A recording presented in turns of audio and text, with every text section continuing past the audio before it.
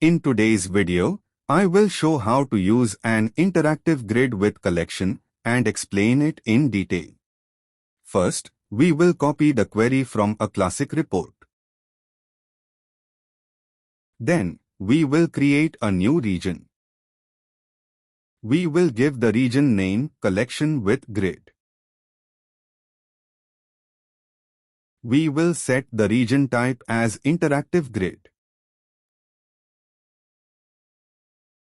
After that, we will paste the copied query. We will remove the order by line from the query.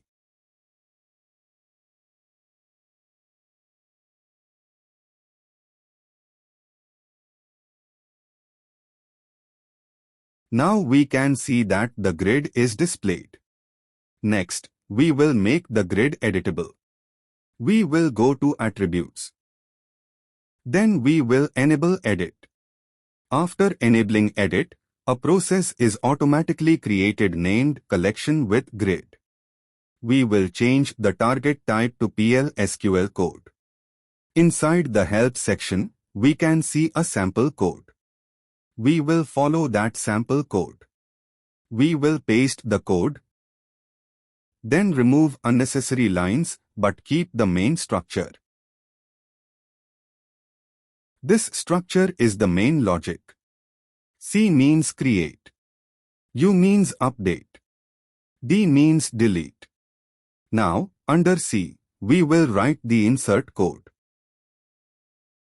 This is used to insert a new row into a collection.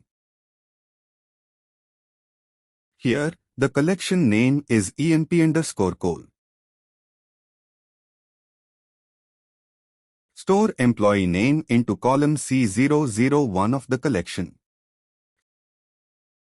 Store address into column C002 of the collection. Store phone number into column C003 of the collection. First, we will copy the same code from the insert section. Then we will paste it under the U, Update section. Here, we will add one column named seq_id. This will work like a primary key. Instead of add_member, we will use update_member.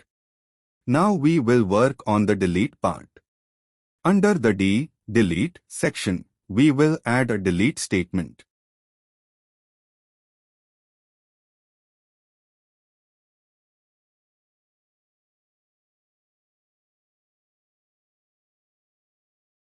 Here we will use delete_member.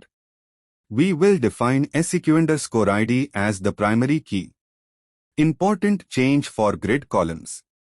Since the data is coming from the interactive grid, we will remove p3_ from the variables. Because grid columns are not page items, we will change phone to phone_number. Because that is the column name used in the grid. Primary key setup. We will set seq_id as the primary key in the interactive grid. Now we will save and run the page. We will insert new data directly into the grid.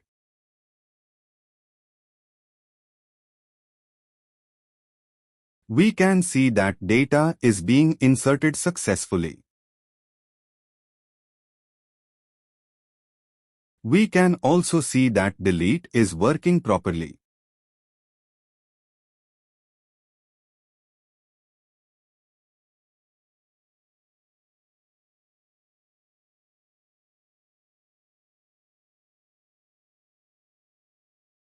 Now, inside the existing dynamic action, we will add a refresh action.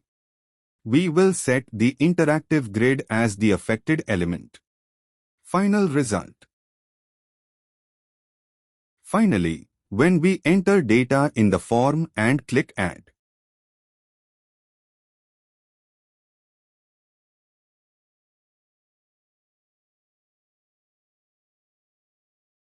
the data appears in the report. and also appears in the interactive grid.